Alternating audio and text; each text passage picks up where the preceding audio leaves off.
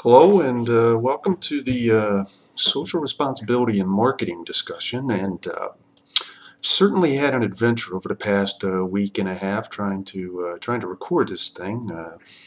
First several times I tried to record, the software crashed. Then my computer crashed, so I had to get a loaner computer. And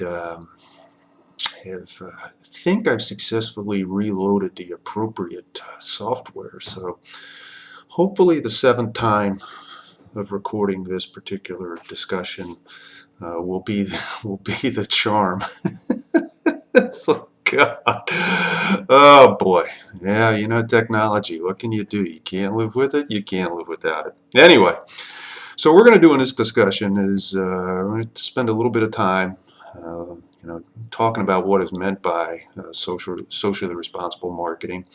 Then we're going to look at three representative topics associated with socially responsible marketing. There's many more than three. We're going to look at ethics.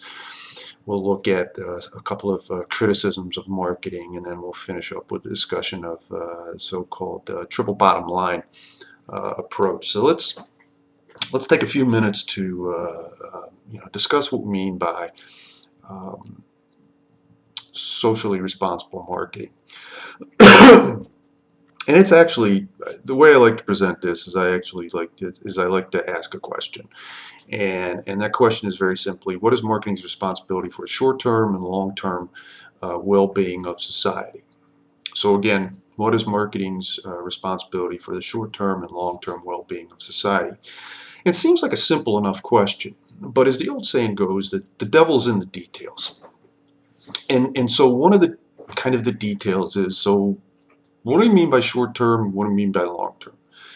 Short term a week is short term a month is short term a year. Is long term a year? Is long term 5 years? Is long term 10 years?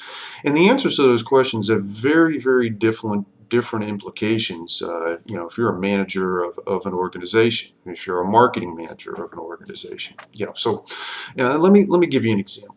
All right, so one of the big breakthroughs in the 1980s, and you go, excuse me, hey doc, I'm born in 1980s. Don't really care about the 1980s. There's a lot of bad hair going on in the 1980s. I've seen those music videos. Yeah, no, there's some funky music and some not so wonderful hair going on. I don't disagree with that. But anyway. One of the things that happened is that some artificial sweeteners, and one in particular, got approved by the Food and Drug Administration, something called aspartame, which a common brand name is NutraSweet.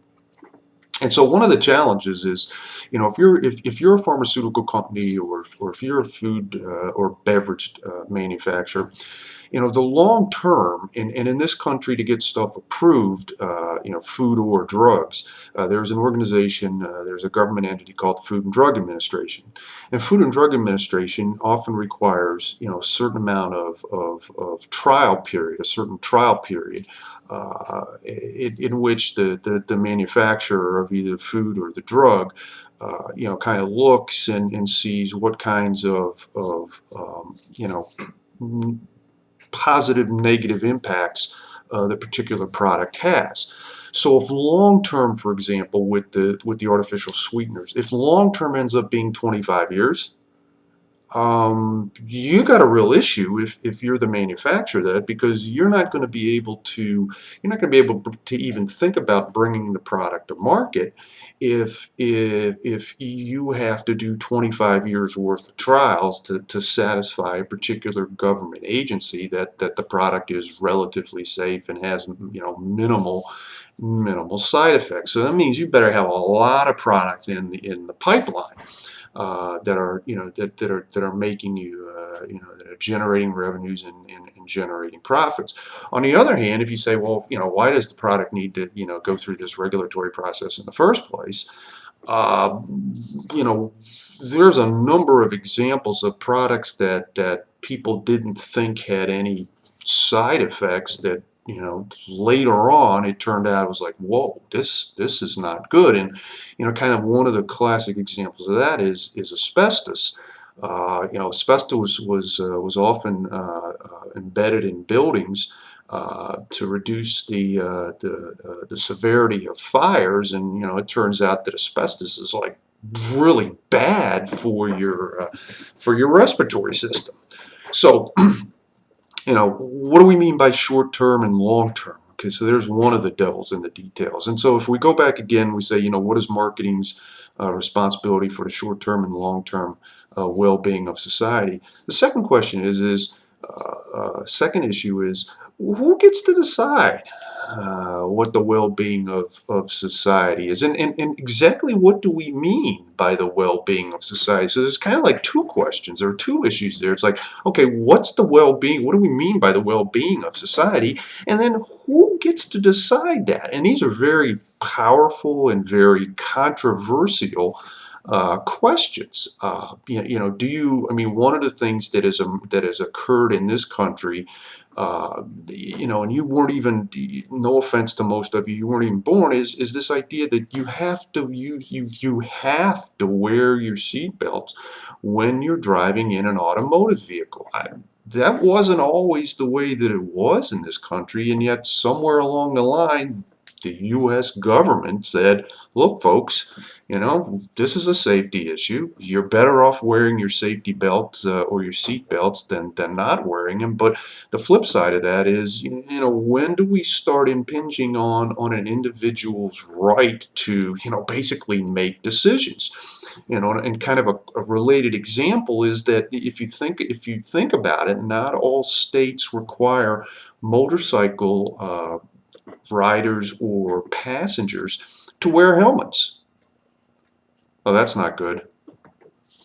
So my video is just like stopped at 6:44. That isn't good, but we'll try to continue.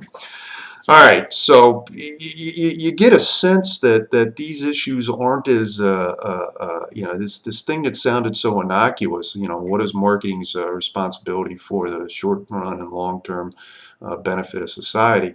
As I said, the devil's in the details. So let's take a few minutes to discuss a few topics that are associated with socially responsible marketing.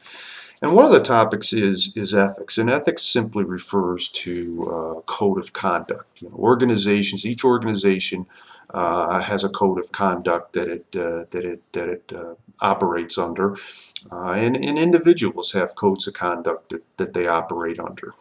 And one area in marketing that has a number of ethical questions is the idea of marketing research. And to give you an example, it's not a 2015 example, but it's a 2014 example, and you might have heard about it, you might not have heard about it. It's okay. And I'll put up an article about it on Canvas, I almost said Blackboard. Was Facebook. And what Facebook did is it broke certain users, divided certain users into two groups. And one group got a certain set of information whenever they logged on, and another group got another set of information when they logged on. And Facebook basically was looking to see if what was the online behavior of people who received, let's say, more positive information when they were navigating the Facebook site versus the behavior of people who received more negative information. And kind of where the issue came to a head was that it turns out that the people that were part of the study had no idea that they were part of the study. And one of the ethical issues in marketing research, at least in this country, is that if you use human subjects as part of a marketing research study or part of a research study, they have to give their consent to be part of a study. And the argument came down to Facebook saying, well, we didn't explicitly get them to say that yeah, they would be part of a study, but when you sign on or when you sign up to Facebook, you agree to a whole bunch of conditions, and hidden within those conditions was this thing like, oh, by the way, if we want to, do research on you, we're going to do research on you. So one issue that has that's associated with socially responsible marketing is ethics. The second involves criticisms of marketing, and pardon me while I put my glasses on. We're going to look at two issues in particular. One is that one criticism of marketing is that marketing gets people to spend money on things that they can't afford. And one example of this is the relatively easy access to credit. And you guys, I think, are a really nice example of this. And I'm not saying this to be mean or anything like this, but my hunch is, and when I do this in a classroom, one of the things that I ask is, I ask how many students have a revolving credit card, like a MasterCard or a Visa. And the majority of students, undergraduate students that I've taught over the past 5 years, tend to have these revolving credit cards. And that's significant because when I was an undergraduate, virtually none of my classmates had revolving credit cards. And so what's happened through the years is that marketers and organizations have basically extended credit to riskier clients, and why college students are considered to be somewhat risky is that oftentimes their income levels are low, and you can't buy as much, and so how do you resolve that? You start getting multiple credit cards, and what you end up with is, perhaps not so much with college kids, but with easy access to credit, you end up with people who have, 10 credit cards, and while they haven't hit the max on any one of the 10 credit cards, their credit card debt is, maybe 2 times their annual salary. And so, you get into these kinds of debt things. I mean, if you want a kind of an analogous, look at what's going on in Greece at the current time with all the, kind of the debt that country has. So,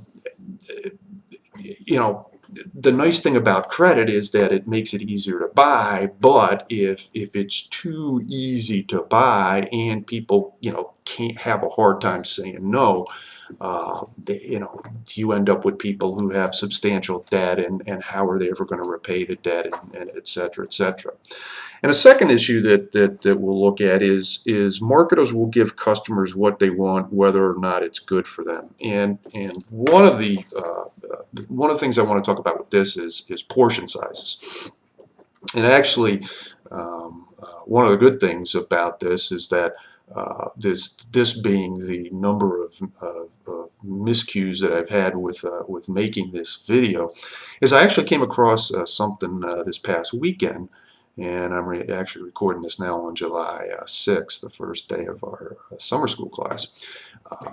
That back in the 1950s, a typical portion size for soft drinks was 7 ounces.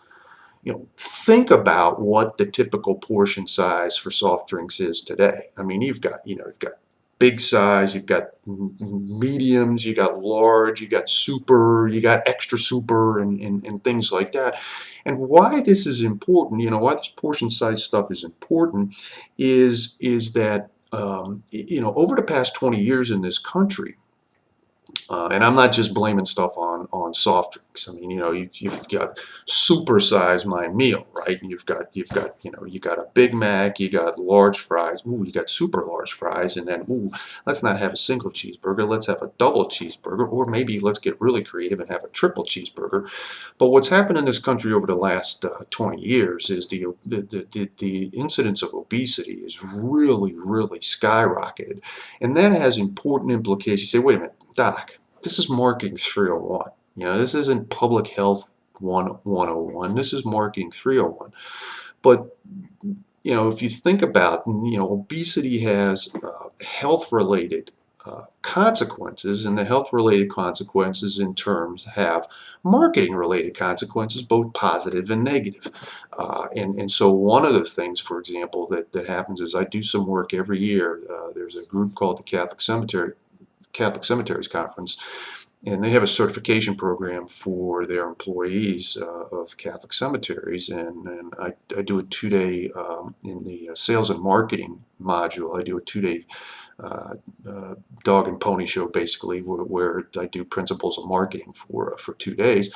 And one of the things that's happened is that, when obese people die, uh, their burials are a little different than for more traditional sized people. So, for example, they need bigger caskets, and there's actually a company called Goliath Casket Company that specializes in larger caskets. So, from a marketing perspective, there's kind of an opportunity. But then, if you're at a cemetery, and you have to bury oversized people, you now need to recalibrate your pricing for your cemetery lots, because the kind of the scheme that you were operating under isn't necessarily gonna work, right? Um, so and there are many more than two criticisms of marketing. And so the third thing I'd like to talk about with respect to socially responsible marketing is a so-called triple bottom line approach, sometimes called the 3 Ps: people, planet, profit, or also social, environmental, financial / economic. And what this does is, what the triple bottom line approach says is that traditionally organizations looked at decisions from either the profit perspective or the financial / economic. And the triple bottom line says you really need to look at things from 3 separate but intertwined perspectives. People, planet, profit, or social, environmental, and financial. And so let's look at how this might play out. So, for example, many of us have clothing that was manufactured somewhere in the Pacific Rim, largely because a number of the Pacific Rim countries like Bangladesh and Pakistan have inexpensive labor, and this harkens back to our first discussion on macro environmental influences. The regulatory culture, particularly safety regulations, very, very different in a number of countries. And so you might recall hearing over the past couple of years of number of fires at apparel manufacturers in the Pacific Rim. And the bad thing about fires are not good from any perspective. But one of the things was that was uncovered was that some of these factories, while they had windows, the people couldn't get out through the windows because the windows had bars on them, which meant you couldn't open the window and escape when there was a fire. And there was also a very well-known case where one of the factories collapsed in Bangladesh, and it turns out that what had happened is when the apparel factory was built, it was built way below code, and why do you build below code? Because it's cheaper than building to code. And so there's this interesting trade-off between we want inexpensive clothing, but at what cost? And so again, that gives a little different perspective when you start looking at things from a social and environmental, as well as a financial / economic perspective. So we've hit about the 18.5-minute mark, so I'll stop there, and we'll see you for the next discussion, which will be on international marketing. Bye for now.